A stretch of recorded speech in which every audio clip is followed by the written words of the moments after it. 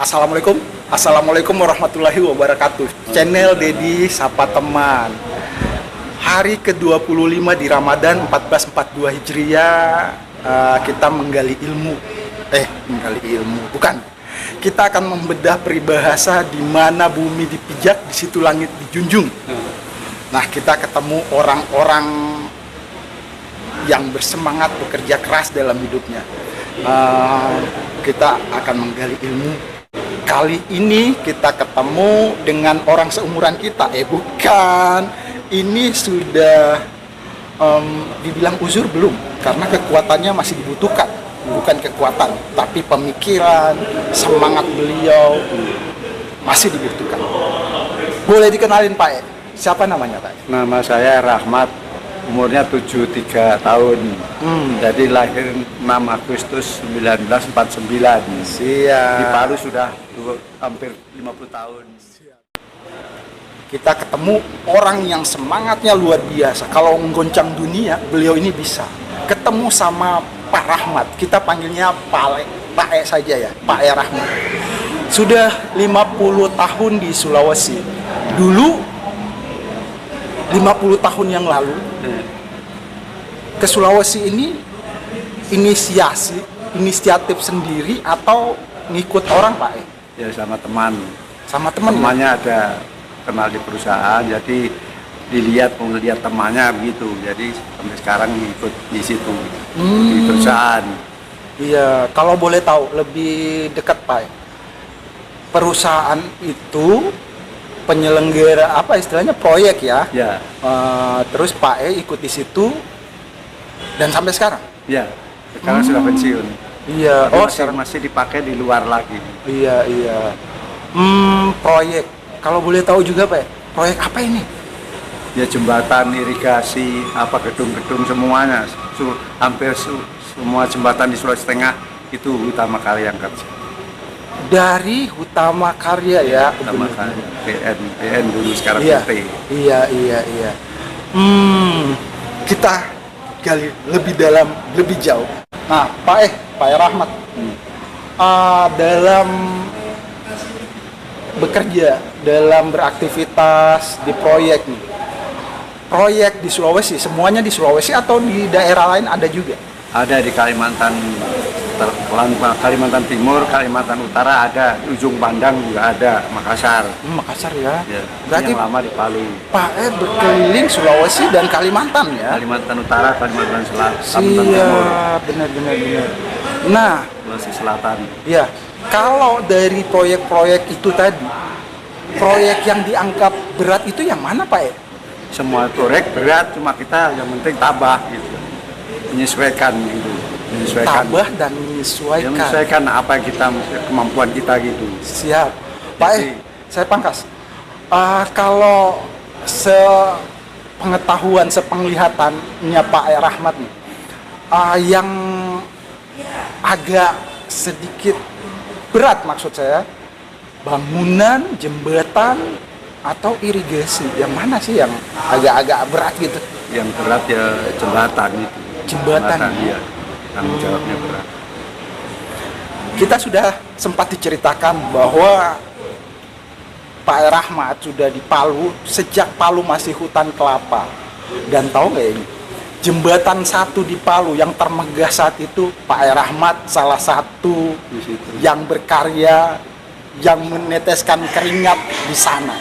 Diceritakan Pak, waktu itu tahun berapa ya? 1974, 1973 datang toh, 74 ke jembatan, 75 ke Makassar, 76 ke sini lagi sampai selesai. Jadi kita di situ menangani dulu dari kuli, dari tukang kayu, tukang batu, terus kita kuliah selesai langsung di accounting di situ. Oh siap. Accounting di jembatan situ sampai peresmian. Pengalaman yang sangat berharga di Sulawesi. Nah Pak Rahmat, dulu di tahun 70-an itu ya, awal 70-an, 73, 74? 73. Dulu berangkatnya ke sini statusnya masih bujang atau sudah masih bujang? Masih bujang. Selesai SLA saja. Oh. Ya, selesai dari Surabaya ke sini itu naik kapal Wakulu. Iya. Naik kapal Wafolo.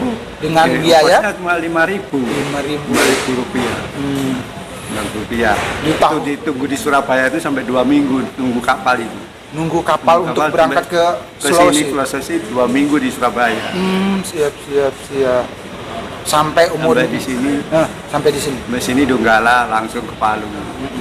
Sampai di Palu kira-kira 2 hari langsung diajak ke Simoro.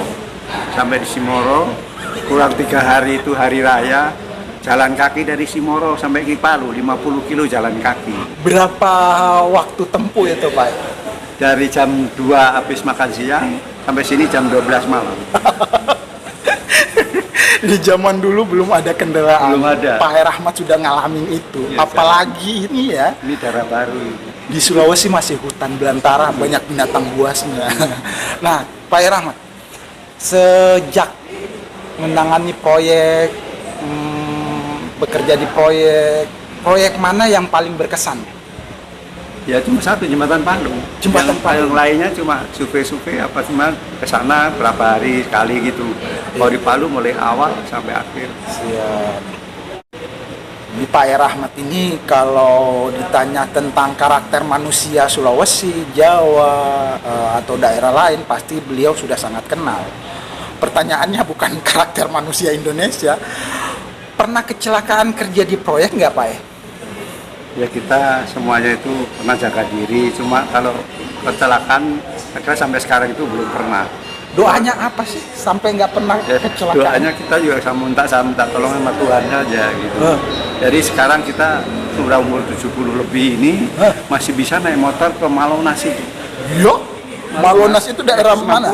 160 kilo Sabang. 160 kilo dari Sabang. kota Palu ya. Kalau di Kalimantan tuh sering tuh Balikpapan, Samarinda itu sering naik motor. Siap, Ada banyak orang naik mobil. Nah, Pak kalau Pak nggak pernah kecelakaan, kalau kita manusia ini Pak kalau kayak sakit-sakit gitu, yang sakit paling berat pernah dapat di mana? Kalau sakit yang berat mulai sekarang kayaknya belum ada. Belum ada juga. Belum ada. Jadi kita juga berdoa apa semua itu kita minta kesehatan terus setiap sholat toh. Iya. Jadi nggak ada yang sampai di opname sampai berapa minggu berbulan itu yang parah itu belum ada sampai sekarang insya Allah kasih sehat terus. Lebih dekat, lebih akrab dengan Pak Rahmat. Lebih kenanya Pak di Jawa, daerah mana sih? Asal kampung halamannya Pak? Di Madiun, Jawa Timur. Madiun, Jawa Timur. Madiun, Jawa Timur. Menginjakan kaki di Sulawesi sudah berapa tahun? Ya 47. 47 tahun, hampir 50 ya. Iya, nanti 2023 nanti 50 tahun. 50 tahun di 2023. Selama sudah nyaris menyentuh 50 tahun. Berarti Pak dari Jawa, dari kampung halaman sudah berkali-kali juga pulang ke Jawa. Iya, sering. Kalau hitungannya sering Atau karena karena begini. Ada terjadwal khusus Pak? Maksudnya? Setiap kali Lebaran atau bulan-bulan baik? Ya, mungkin 3 tahun sekali gantian kan. Mungkin 3 tahun sekali ada biaya karena kadang-kadang kita tidak disangka-sangka. Kita kan tugas di Kalimantan. Iya benar. Kalimantan itu balik ke Surabaya kan dekat. Lebih murah. Jadi ada rencana langsung pulang gitu aja pakai baju aja sampai di rumah. Iya. Sampai orang tua itu kaget. Loh, kok sudah sampai sini? Tadi baru mau telepon gitu. Iya. Sudah sampai di rumah. Iya, Kita dari Kalimantan. Jadi tugasnya di Kalimantan juga. Kalimantan Timur sama Kalimantan Utara itu setiap tingkat 2 sudah sama suku semua. Mulai 2002 sampai 2019. Pak Rahmat, pengalaman di Sulawesi, di Kalimantan sudah sangat banyak. Sampai di Sulawesi, menetap pilihannya di Sulawesi. Pertama di Mes Utama Kaya di Ratulangi, terus bikin rumah di Jalan Merpati, Tanah Medinde. Sekarang yang menetap lagi di Jalan Glatik, di belakangnya kantor Departemen Agama. Siap. Kenapa memilih Sulawesi ya? Ya kita juga tidak sengaja itu, mungkin Tuhan yang menjalankan bagaimana. Kita diajak, namanya yang mengajak itu juga ulama, kiai. Ada ponakannya di sana, aku mau lihat, gue Meru bisa nggak? Nah, saya ikut sini sampai sini ya kita kita waktu berangkat niatnya sudah, pokoknya saya mati hidup sudah berangkat ke sana sudah. Apapun alasannya, yang penting kita sudah mati di sana kalau perlu gitu. Padahal di Jawa sudah mau diangkat pegawai negeri, di sini juga diangkat pegawai negeri, tapi tetap di perusahaan. Pak Rahmat sudah 50 tahun, hampir 50 tahun di Palu, menetap sebagai warga Sulawesi, warga Palu. KTP seumur hidup. Iya. Menghasilkan berapa anak, Pak? Anak saya 4, laki-laki 3, yang perempuan 1. Iya. Yang satu itu di BRI, yang kedua di Kalimantan Tengah, yang ketiga mengusaha belajar, yang keempat yang perempuan di SDIT aja, di SDIT situ. Cucu? Iya, belum sudah 3 tahun belum ada cucu. Belum. Iya, Kawinnya anaknya sudah 3 tahun belum ada. Iya. Apa yang paling diingat di Sulawesi? Maksud saya kesan yang paling nempel di pikirannya Pak Rahmat. Ya, kalau yang berkesan ya di samping rezeki kita di sini, kita punya ilmu kan, ilmu ya dari agama. Jadi kita itu karena kenal di mana-mana, seluruh masjid Palu sudah hampir memasuki, semua imam ustadz sudah memasuki. Sekarang terakhir jadi imam Masjid Al Mubarak. Iya, siap. Sering khotib juga, sering tarawih, apa semua kita yang imam di situ. Di kesempatan baik ini kita ada di tempat baik, kita ada di Masjid Agung, Masjid Raya Baitur Rahim, Kota Palu. Masih sama Pak Rahmat. Pak kalau Pak asalnya dari Jawa, tentu karakternya orang Jawa. Kalau selera makannya Sekarang sudah membandingkan Pak Pak suka makanan Sulawesi juga? semua sudah, semua apa yang ada di Sulawesi sudah kita makan. Mulai dari kilo kaledo apa semua itu kue-kue Sulawesi sudah kita menyesuaikan. Iya. Biasanya itu mitos kalau makan kelor sudah nggak bakal pulang ke Jawa. Apa itu kejadian dengan Pak Rahmat? Itu bukan mitos itu semuanya yang kita makan itu kan rezeki dari Allah. Kembalikan aja sama Allah. Mau ada begini, yang penting yang kita makan itu jadikan kesehatan, itu nomor 1. Iya benar. Yang bukan kesehatan dimakan, yang diminum semuanya, tolonglah ya Allah jadikan kesehatan dan jadikan penyakit, itulah obat. Pertanyaan terakhir buat Pak Rahmat nih, pertanyaan pamungkas nih, mohon diberikan semangat buat anak muda. Biar menetap hatinya bekerja di suatu tempat. Soalnya anak-anak muda sekarang Pak, milenial, generasi milenial suka bosan kalau bekerjanya sudah terlalu lama, mau pergi lagi, mau cari yang lebih baik. Saran dari Pak Rahmat? Biasa sarannya bagi anak muda, kalau kerja apa saja yang kita kerja, kita syukuri, kita tekuni, kita maksudnya kita tekuni terus, jangan bosan. Jadi ditekuni, kalau kita senang sama kerjaannya, insya Allah itu terasa. Jadi kalau kita tidak pindah-pindah itu, nanti akhirnya kita nggak tabah namanya itu. Jadi pindah-pindah toh. Kalau mau tabah itu ya begitu, harus ditekuni kerjaan apa saja yang kita kerjakan. Jangan pindah-pindah, dicintai gitu. Terima kasih banyak Pak Rahmat yang kita wawancara tadi. Ada saudaranya di sini, saudara kandung Pak Rahmat. Dikenalin Om, saya panggilnya Om saja ya. Iya, saya namanya Markum, adik dari teman yang udah tadi.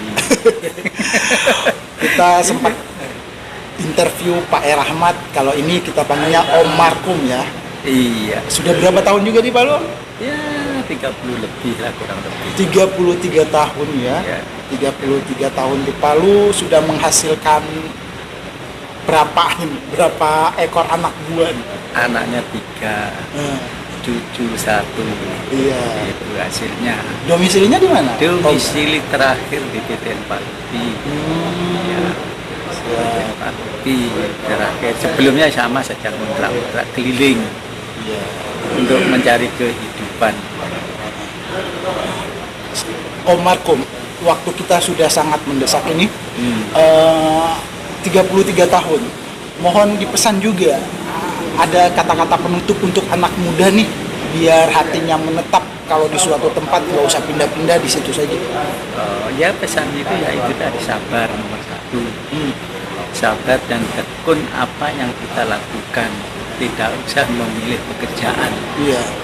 Kalau kita tekun, Gusti Allah itu kaya, tidak ada yang kaya, jadi pasti ada rezekinya di dalam situ.